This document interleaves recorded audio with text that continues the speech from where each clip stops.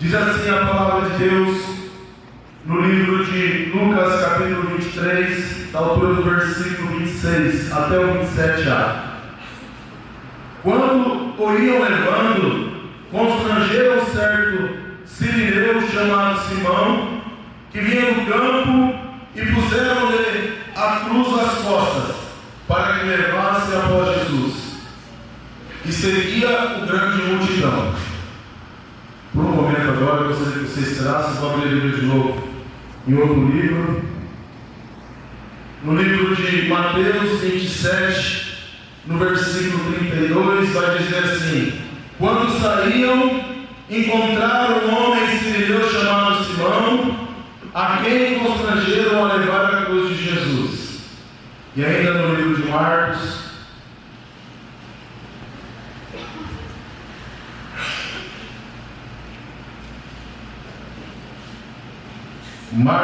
15, só um minutinho que eu estou folheando a minha Bíblia aqui, tá, meus queridos?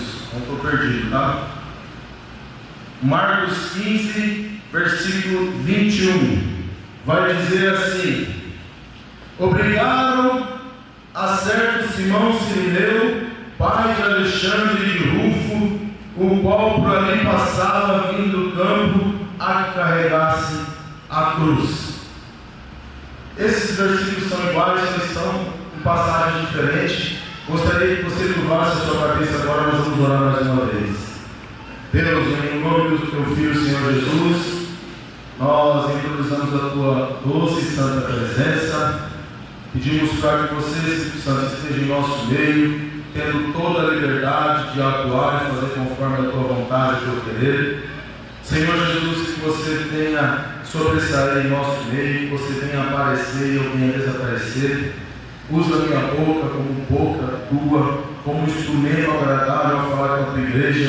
Mas desde já, Senhor, eu peço perdão por qualquer falha, Senhor, que eu tenha praticado, cometido, e me coloco à tua disposição, para que o Senhor venha me usar, Senhor, como uma palaia eu aqui esta noite. Fale com a tua igreja, se for da tua vontade, cura, liberta, restaura, renova, ajude aquele meu irmão e aquela minha irmã que aqui está precisando do teu socorro. Assim oramos em nome de Jesus. Amém. O tema desta mensagem é: eu faço planos, mas é Deus que dá a última palavra. Amém. Eu gostaria que você, vai ser um pouco do tema, mas que você falasse para o teu irmão: você faz planos.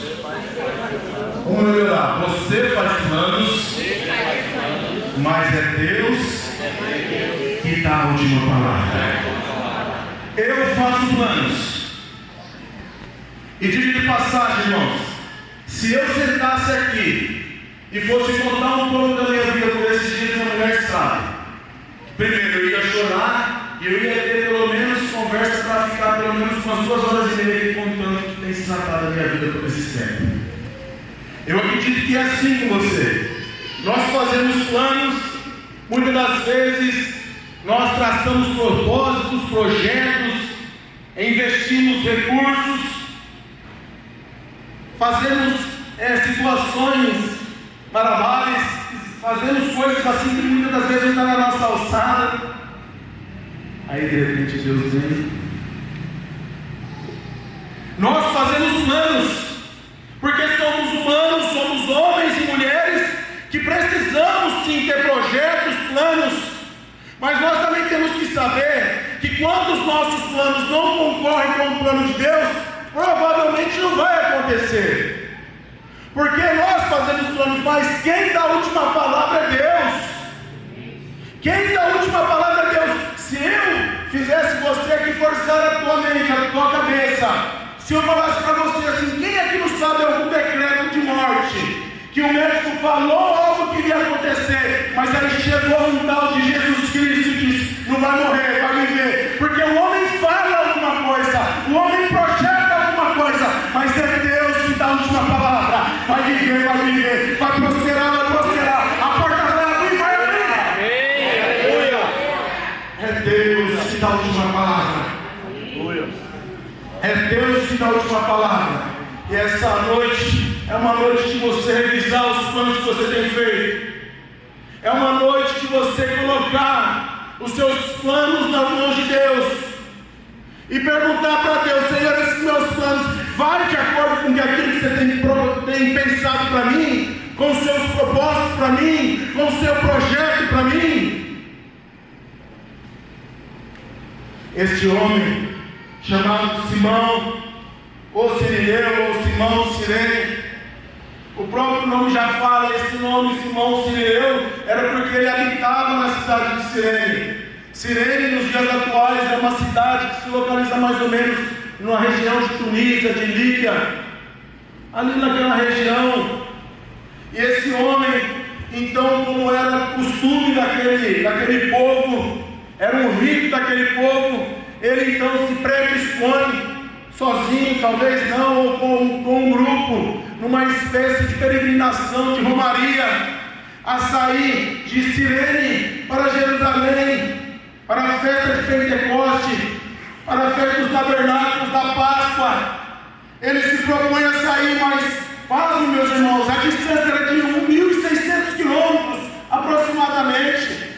Às vezes, nós que queremos fazer alguma atividade física, a gente sai para caminhar 2 quarteirão, 1 quilômetro, nós já estamos exaustos. Agora vocês imaginam um homem que se predispõe a andar 1.600 quilômetros para participar de uma festa da Páscoa, onde o propósito era ali entregar o seu cordeiro, dentro daquele rito judaico, que tinha toda uma estrutura de chegar ali, colocar uma roupa de linho fino, pura, limpa, sem nenhuma sujeira, se apresentar ali para os sacerdotes na igreja, no templo.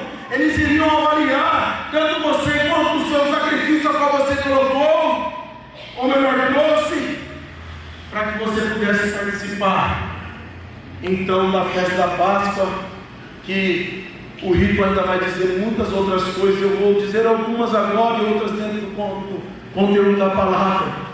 Mas esse homem então ele sai lá de Cirene e começa uma caminhada. Se fosse hoje, seria fácil. Recentemente, acredito que alguns irmãos aqui, inclusive minha família, viajaram hoje de Prudente para o Natal ou para o Maceió, Porto Seguro. Você pega um avião de Prudente, 3 horas você está lá. Você sai de Prudente de carro para São Paulo, talvez 5 horas, 6 horas. Eu não sou muito bom de distância para dizer aqui, mas os irmãos que dirigem vai saber melhor que eu. Mas esse homem, ele vai andando 1.600 quilômetros. E isso, que essa peregrinação era algo que todos, melhor, que aquele povo daquela época gostaria de fazê-lo. Era como se fosse a cereja do bolo, dentro da vida inteira qual eles tinham, uma vez pelo menos de ir apresentar ali o cordeiro para o sacerdote. Esse cordeiro, depois de recebido, e o sacerdote também depois de avaliado e recebido também, o sacrifício já morto, ele era rodado no altar no sentido horário ali 7 vezes, já decapitado assim, no sentido de estar saindo o sangue dele, e o sangue começava a enlamar ali o altar, e aquele sangue todo vinha depois do sacerdote com uma planta aqui, uma espécie de esponja. Ele começava a tirar todo aquele sangue, trazer todo aquele sangue para a esponja, e depois ia jogando. Uma vez que uma gotícula de sangue caía naquelas vestes limpas, puras, brancas, aquelas pessoas estavam com o seu troféu em mão, podiam voltar com os seus familiares, com a convicção de que ali os pecados tinham sido perdoados e coisa semelhante. Mas eu faço plano, mas é Deus que dá a última palavra. Amém. Aquele homem se prepara quando ele já chega ali naquela região, e ele, assim eu creio, ele troca sua vestimenta, se prepara, e quando talvez ele vire uma esquina, ele se depara com uma grande multidão, com uma multidão imensa, e aquela multidão está se apertando, porque aí um homem condenado que levava ali um madeiro sobre as suas costas, um homem a qual aquele povo, aquela população tinha julgado, e ele tinha sido condenado à crucificação. E aquele homem se depara com aquela situação. A Bíblia não fala, eu quero falar sem pecar. Imagino eu que aquele homem vê naquela situação, ele até de uma certa maneira se afasta, porque ele sabe que aquilo poderia implicar em atrapalhar ele com o propósito que ele tinha, que era participar da festa da Páscoa. Só que Jesus, já cansado, talvez com o corpo todo dolorido, inflamado, porque a crucificação de Jesus foi algo sobre-humano, Jesus então cai. Jesus cai em frente àquele homem, e os soldados dizem assim, na verdade os soldados impõem a ele, eu acabei de ler no livro de Marcos, obriga a ele para que ele ajude a Jesus e leve o madeiro da cruz até o Monte da Caveira, ou do Gólgota. Essa é a introdução da palavra, um pouquinho da introdução. E ali a história daquele homem muda. A história daquele homem muda. E no versículo a qual nós lemos, eu quero aqui partilhar do versículo, capítulo 23, do versículo 26, vai dizer: quando iam levando, constrangeram um certo sirineu chamado Simão, que vinha no campo, e puseram-lhe a cruz nas costas para que levasse após Jesus. Eu não ia comentar nesse ponto, mas eu vou fazer questão de comentar. Primeiro, porque Deus deu para falar essa igreja, e segundo, porque eu sou obediente à palavra de Deus. O primeiro ponto que eu gostaria de enfatizar com os irmãos é: devemos ajudar uns aos outros. Se você fazer uma retrospecção, se você fazer uma autoanálise de você acredita que você tem sido instrumento de Deus na vida das demais pessoas? A Bíblia vai falar, inclusive acredito que eu vou citar aqui os versículos que eu separei, que nós devemos fazer o bem a todos, principalmente aos da fé. Mas será que quando nós somos confrontados a fazer o bem, ou melhor, a ajudar uns aos outros, nós temos feito? Ou nós temos colocado na nossa peneira, balançado, e aquele a qual nós escolhemos a gente ajuda, aquele que pouco importa a gente vira as costas? Esse homem, Simão, o sirineu, ele não queria ajudar Jesus, porque até o momento ele nem sonhava quem era Jesus. Ele veio de uma distância muito longe, se deparou com uma cena, com uma situação que iria implicar um propósito muito maior aos seus olhos. Mas a pergunta é: você tem ajudado uns aos outros? Melhor, você tem feito a tua parte no sentido de ajudar uns aos outros? Por esses dias agora, eu falei no meu serviço, pastor, estava conversando dentro do carro forte, eu trabalho com transporte de valor, e a gente estava conversando, alguma conversa semelhante a isso, e eu falei para os irmãos: mas muitas das vezes a gente não consegue ajudar. Eu falei: a gente consegue sim, irmão. Mas como que você vai ajudar então, Leandro? Eu falei: quando você não atrapalha. Quando você não atrapalha alguém que está caminhando, que está deslocando, que está fazendo ao teu lado, você já está ajudando. Porque muitas das vezes, meus irmãos, a maior dificuldade que nós temos não é de ajudar, mas sim de atrapalhar. Você não só não ajuda, como atrapalha aquele que está fazendo. Com todo respeito, minha irmã, você não só ajuda o teu esposo, como tem falado muito para ele, com ele e dele, e tem atrapalhado ele na condução da tua casa. E você, filho, não tem compreendido que seus pais não têm ajudado dentro do teu lar, ainda tem trazido problema para os teus pais. E você, irmão, tacando as coisas no chão, xingando o nome feio, assistindo coisa que não deve, vendo pornografia. Ajudar uns aos outros, isso é no contexto familiar. Se nós trazemos no contexto da igreja, olha as necessidades que a igreja tem passado. Irmãos, eu tenho falado constantemente nas oportunidades que eu tenho pregado. Nós, Batista Betel, somos privilegiados. Olha em sua volta. Recentemente eu falei para minha esposa, nós paramos, irmãos, e começamos a contemplar a nossa casa. E minha esposa sabe que eu chorei, porque eu falei assim: nós não somos dignos de ter uma casa dessa, que Deus te abençoado desse jeito. Irmãos, olha a igreja que nós temos, olha o povo que caminha com nós, olha o exemplo de de homens de Deus, igual o pastor Lucas, pastor Carlos e as famílias.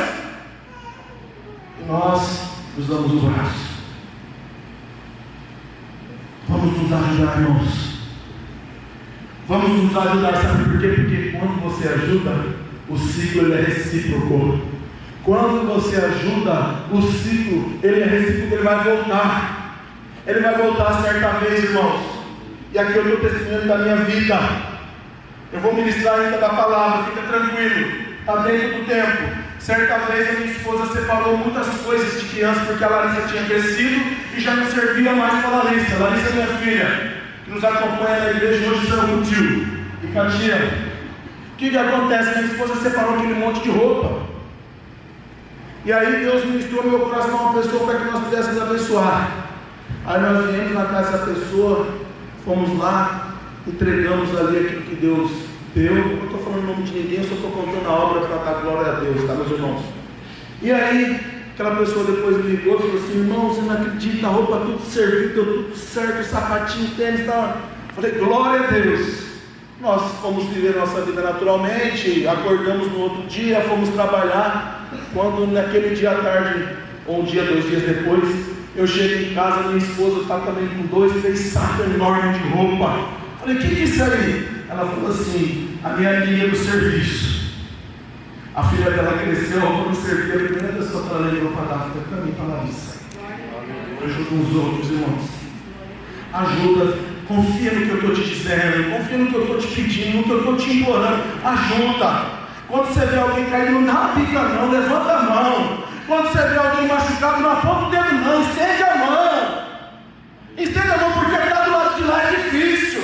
Eu já tive do lado de lá, querido, é difícil olhar para o lado de cá, um monte de gente que te acusa com o olhar, com a boca, com o dedo, com os pensamentos que saem daqui, de tudo quanto é lugar. É aquilo que eu falei, se você não puder estender a mão, silencia, ora. Quando você ora, você já está ajudando. Eu costumo dizer, querido, que a oração do crente é igual a uma ligação num acidente. Se você passa por um acidente e você passa desapercebido, é uma missão de socorro. Mas se você já liga, você já não vai ser mais iniciado por missão de socorro. Se você não pode fazer nada, basicamente liga. Ai, como que eu ligo do crente? Ora a Deus. Liga direto para o Pai: Senhor, eu não consigo ir lá, Pai, mas vai o Senhor, porque o Senhor está aqui, o Senhor está lá, o Senhor está em todo lugar. Amém, meus irmãos? Glória a Deus. Eu faço plano, mas é Deus que dá a última palavra.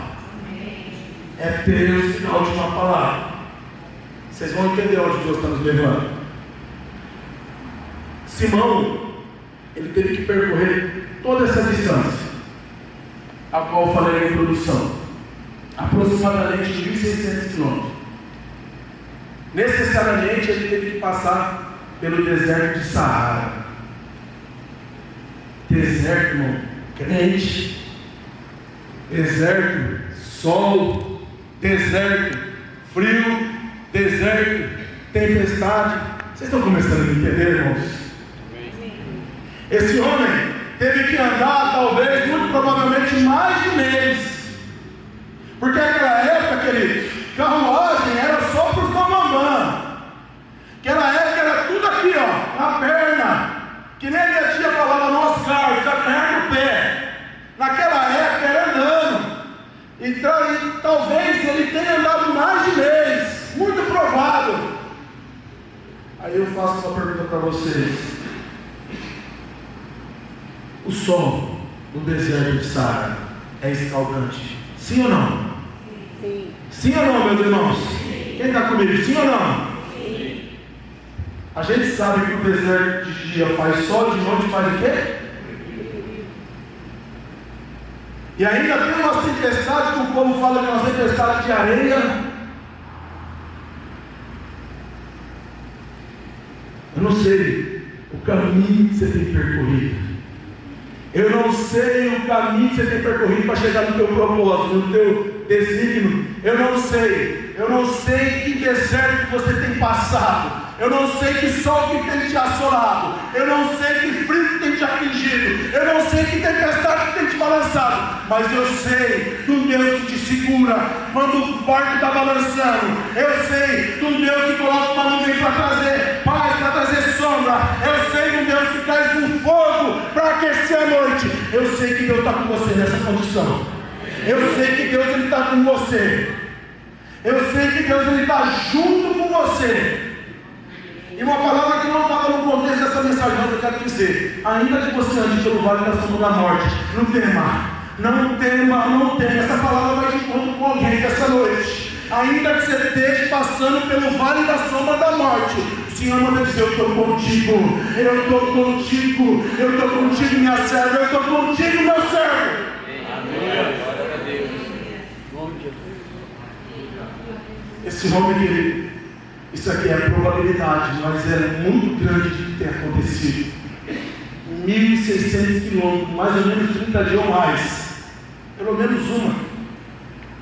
O sol do Saara, daquele deserto. E é isso que tem muitas vezes nos afligido. O sol que representa uma aflição, o frio que representa uma frieza talvez espiritual, a tempestade até qual nós cantamos no último louvor, as tempestades da vida que nos balança para lá e para cá, nos querendo tirar do centro, nos querendo tirar do propósito principal. Mas eu quero dizer para você, meus irmãos, continua olhando para Cristo, continua olhando para Cristo. Elevo meus olhos para o monte, porque é de lá que virá o meu socorro. O meu socorro vem do céu, o meu socorro vem do Senhor, que fez os céus, que fez a terra, que fez tudo que está em cima do céu, que fez tudo que está embaixo da terra, no mar. O teu socorro vem do Senhor Jesus. O seu socorro está chegando essa noite. O seu socorro está chegando essa noite. Aleluia. Aleluia. Para isso, irmãos, é necessário você não parar. Não parar. Eu lembro quando eu entrei nessa igreja, 2012, já se faz 12 anos. Eu falei para o Adriel esses dias, uma palavra mal colocada que eu quero de paraquedas. A ideia foi dizer que nós estávamos projetando outra igreja e Deus nos trouxe aqui através de um convite. Eu lembro que naquela época uma música que cantava muito aqui era Vai Valer a Pena. Ainda canta até hoje, mas naquela época cantava muito, acho que era uma música que estava em lançamento. E eu quero dizer para você: não desista, não pare, continua caminhando. Está doendo, está machucando, mas vai valer a pena. Aleluia. Como valeu a pena eu ter vindo para esse lugar junto com a minha família, meus irmãos? Como valeu a pena ser abençoado? Havia uma escama tão grande nos meus olhos que eu não conseguia ver, e precisou uma palavra do profeta de Deus para dizer que não havia maldição sobre a minha vida. Porque foi lançada uma maldição na minha vida, que me disseram que eu era um cavalo com a pata quebrada. E o pastor, ele sabe do que eu estou falando. Sabe o que as pessoas olham para você e dizem: você não presta mais para nada. Você é um cavalo com a pata quebrada. Eu quero dizer para você que está aqui essa noite: toda palavra, todo decreto que foi lançado contra a tua vida vai ser quebrado. Assim como Deus quebrou na minha vida, o Senhor está quebrando da tua vida, da tua casa, da tua família nessa noite. Aleluia. Vai valer a pena. Vai valer a pena. Valeu muito a pena para mim e para minha família. Valeu e está valendo a pena. Toda lágrima, toda oração, todo momento de dor, mas vai valer a pena. Valeu a pena. Aleluia.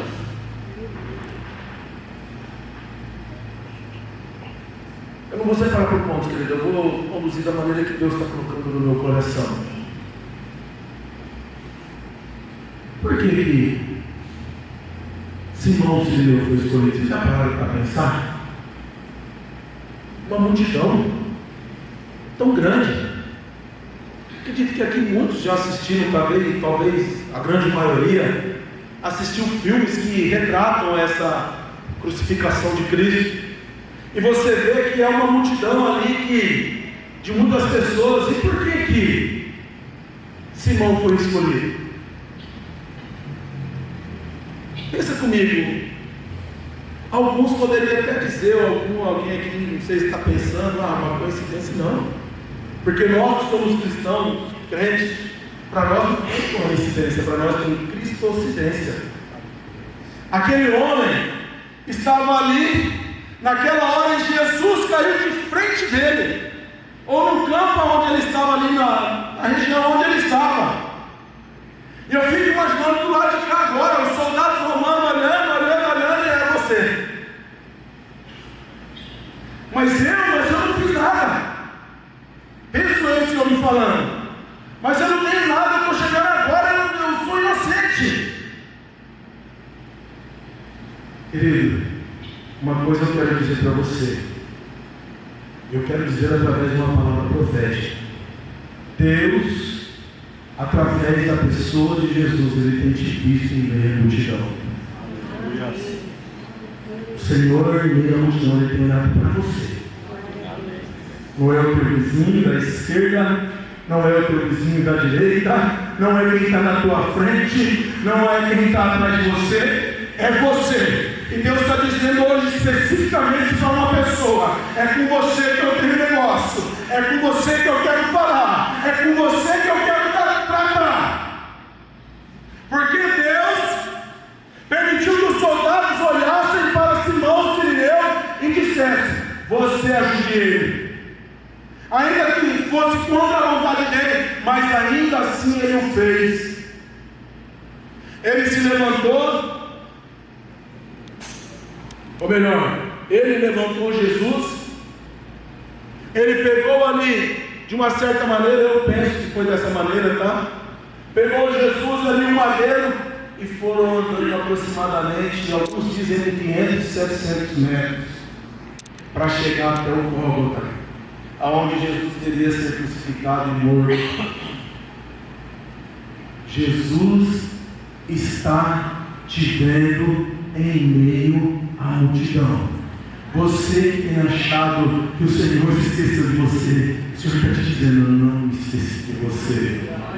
Você que tem acreditado que o Senhor não tem ouvido a tua oração, porque nada tem acontecido, o Senhor falou. O Senhor está falando: eu estou ouvindo a sua oração, eu tenho te visto, eu tenho visto teu choro, eu tenho visto teu empenho, eu tenho visto a sua fidelidade. Acalma. 1000 cairão ao lado. Aleluia. Oh, do outro lado vai cair mais um monte, mas o Senhor está te dizendo: você não. Vocês estão entendendo, querido? Vocês estão entendendo? Vai cair um bocado do lado de cá. Eu estou parafraseando aqui, vai cair mais um monte do lado de cá. Mas o Senhor está dizendo: você não vai ser atingido. A sua casa não vai ser atingida. A sua família não vai ser atingida. Você pode dar glória a Deus? Glória a Deus. Aleluia. Aleluia. Glória a Deus. Uma vez um pregador aqui dentro dessa igreja, também no aniversário da igreja, alguma coisa assim, eu não lembro o nome dele, nome grandão. E eu lembro que a ministração que ele pregou, que o barco não afundava porque Jesus estava vendo de lá de longe. É assim que o Senhor tem feito com você. O seu barco não afundou, o seu barco não vai afundar, porque o Senhor está olhando. Enquanto o Senhor olhar para você, enquanto o Senhor olhar para você, o seu barco não afundar. Enquanto o Senhor olhar para você, enquanto o Senhor olhar para você, a tua família fica de pé, o teu filho fica na presença de Deus, a porta do emprego vai ser mantida, a porta de emprego vai ser aberta, o seu ministério vai prosperar, o filho vai gerar. Oh, glória a Deus! Aleluia! Aleluia! mas é Deus que dá a última palavra. É Deus que dá a última palavra. O Senhor está dando a palavra dele aqui essa noite. O Senhor está reeditando histórias aqui, porque até agora você fez do seu jeito, você falou do seu jeito, mas você falou, não é assim. Sabe por quê, querido? Sabe por quê? Porque se fosse do teu jeito, você se vangloriaria. A última palavra de Deus. Bom, se tiver alguma canção, algum toque de fundo, coloca para mim, por gentileza. Glória a Deus. Muitas das vezes, irmãos, a gente está indo para um lado. Muitas das vezes, nós estamos indo por um caminho. Muitas das vezes, nós queremos fazer do nosso jeito. Até porque dentro do nosso consenso é o jeito certo, é a maneira correta. E é normal você, dentro de um contexto de vida, você acertar algumas vezes, errar outras. Mas tem algumas decisões que, se a gente chegar a tomar, ou se nós chegarmos a levar à frente, são situações que vão impactar gerações. São decisões que não vai dizer somente a mim, mas vai dizer a todo um contexto familiar, a um contexto espiritual. Vamos lá, vamos imaginar que de repente suba alguém aqui e comece a falar algumas heresias, algumas coisas que não condizem com a palavra de Deus.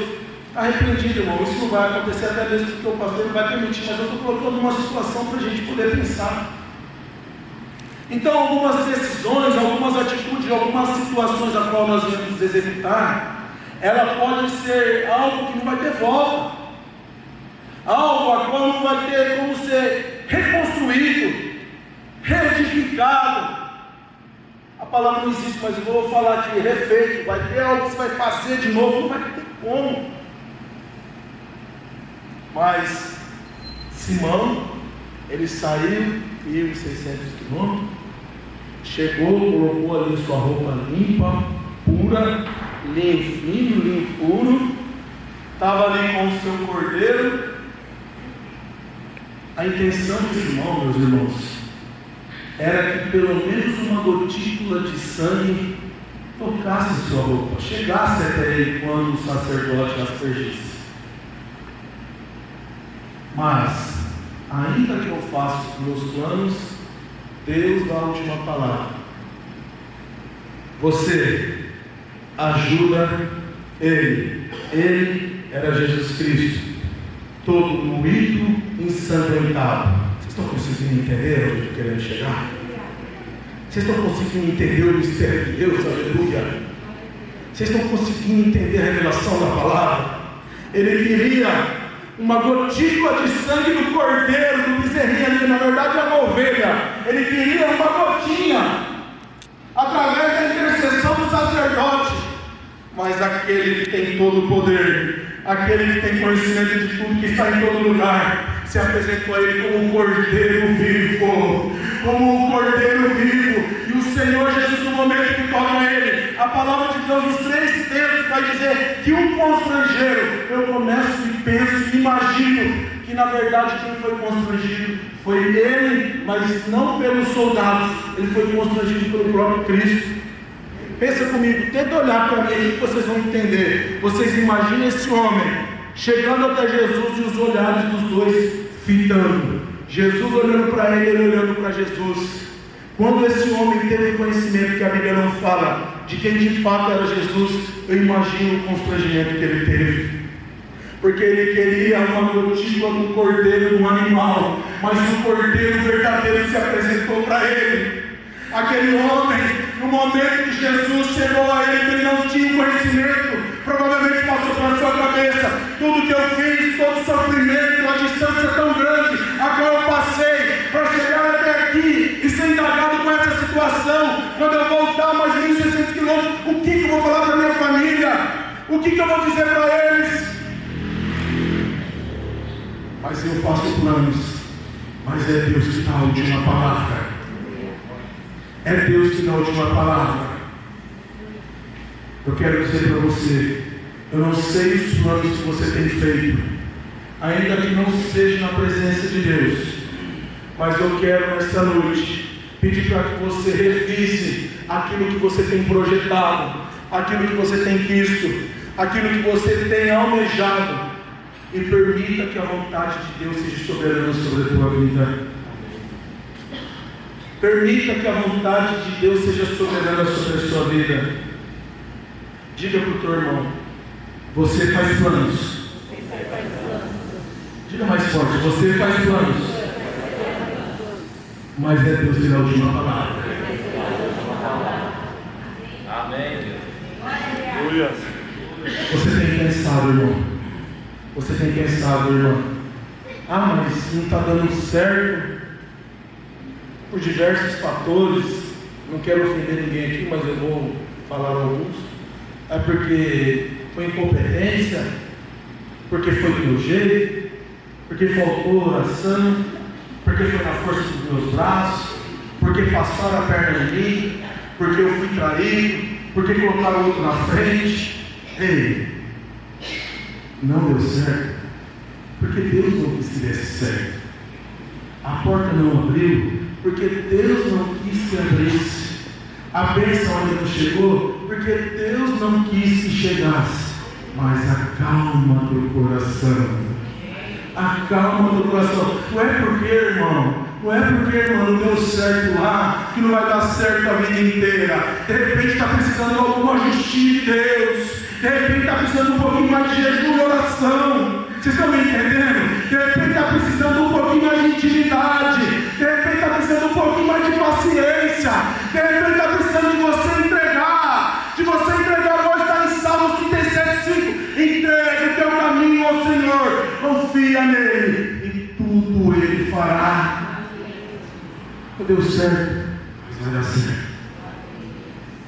Eu gostaria que você se colocasse de pé. É o caminho que o Senhor está tomando. Gostaria que você continuasse focado na presença de Deus. Gostaria também que você fechasse seus olhos, curvasse a sua cabeça.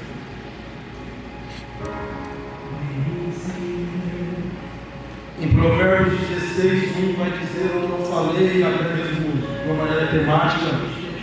As pessoas fazem planos, na versão NTLH, mas é Deus quem dá a última palavra. Em Jeremias 29:11 diz: eu é que sei os pensamentos que tenho ao seu respeito, pensamentos de paz e não mal, para vos dar aquilo a qual desejais. Em 2 Coríntios capítulo 2 versículo 9 diz: como está escrito, nem olhos viram, nem ouvidos ouviram, nem jamais penetrou o coração do homem o que Deus tem preparado para aqueles que o amam. Ei, vai valer a pena. Não é sol que vai fazer você desviar,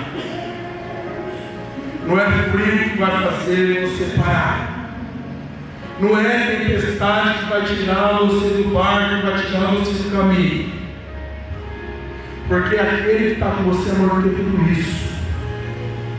Aquele que está com você, ele tem poder sobre todas essas coisas, ele tem o controle de todas essas coisas, e ele está cuidando de você. Deus, ele tem um propósito melhor para mim. Deus, ele tem um propósito melhor para você. Você está onde está, não é por acaso. Você está onde está, não é porque você caiu de paraquedas. Você está onde está porque foi Deus que te colocou. E você está aqui essa noite porque o Senhor, ele tem algo com você. O Senhor, ele tem algo para tratar com você, porque você fez tantos planos e esses planos não têm saído do papel, não têm saído do lógico, porque na parte física você não tem visto nada acontecer, porque na parte física aos seus olhos você até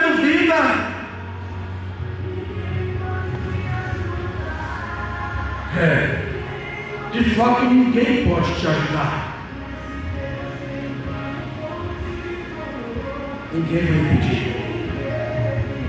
Eu vou ter essa canção, meu querido, por gentileza. Seja ministrado um pouquinho por essa canção. Aleluia. Quando passares pelo fogo, ele não te queima. Oh, glória. Sinta a presença do Espírito aí. Sinta a presença do Espírito Santo te tocando. Aleluia. Aleluia.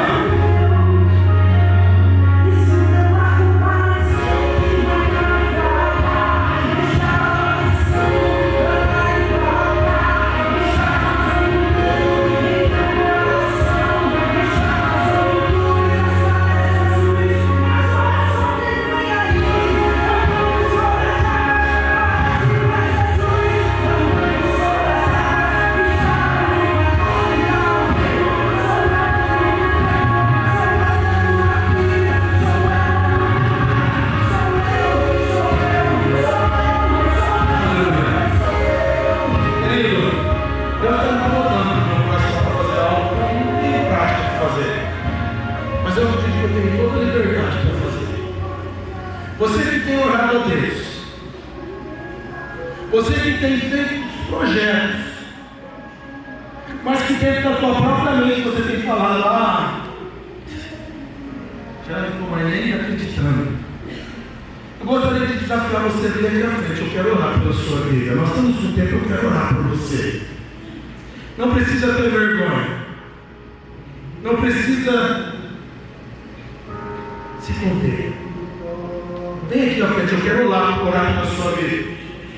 Eu gostaria de orar por você que tem um projeto, que tem um plano, que tem uma ideia, que tem uma intenção, que tem um desejo, que tem um sonho, mas aos seus olhos você tem acreditado que não vai acontecer, aos seus olhos você tem colocado muitas dúvidas.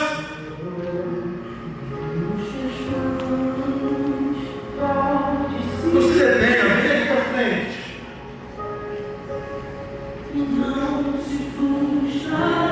Não vai se frustrar.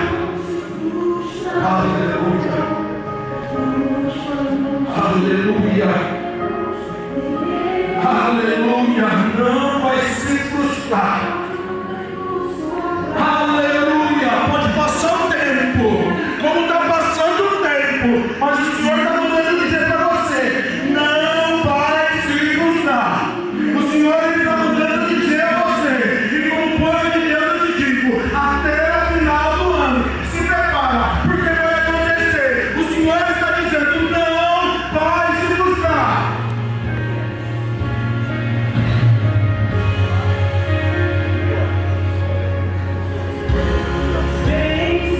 Deus, eis aqui o teu povo, Senhor. Eis aqui os teus filhos e filhas. Assim irei eu, papai. Nós temos apresentado tantas coisas a ti. Nós temos alejado tantas coisas em ti, Senhor. Mas quando essas coisas não acontecem, Senhor, há uma frustração tão grande dentro de nós. Há uma tristeza que toma todo o nosso peito, o nosso coração. Há uma tristeza, Senhor, que parece que não tem fim, que começa e não acaba.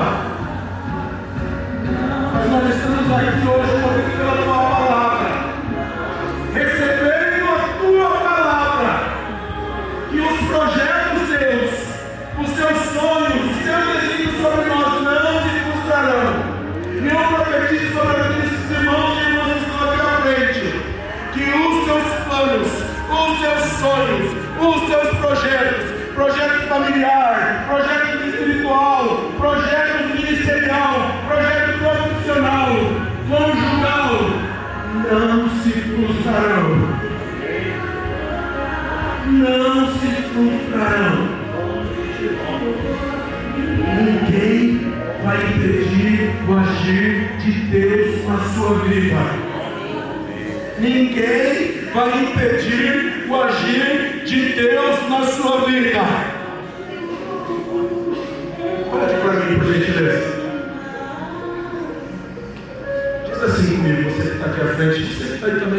tiver vontade, fica à vontade. Eu faço planos. Eu faço planos. Mas é Deus que dá a última palavra. Mas é Deus que dá a última palavra. Aleluia. É Deus que dá a última palavra. É Deus que dá a última palavra. É Deus que dá a última palavra. É Deus que dá a última palavra. É Deus que dá a última palavra. É Deus que dá a última palavra. É Deus que dá a última palavra. É Deus que dá a última palavra. É Deus que dá a última palavra. Aleluia. Jesus está olhando para nós, irmãos. Porque ainda é uma igreja que ora. Há uma igreja que daqui paga o preço. Não é o preço da cruz, não. É uma igreja que se importa com vidas. É uma igreja que ama. É uma igreja que pratica a caridade. O Senhor ele está olhando para você. O Senhor está olhando para você e está dizendo: o seu barco não vai se afundar. Eu estou no seu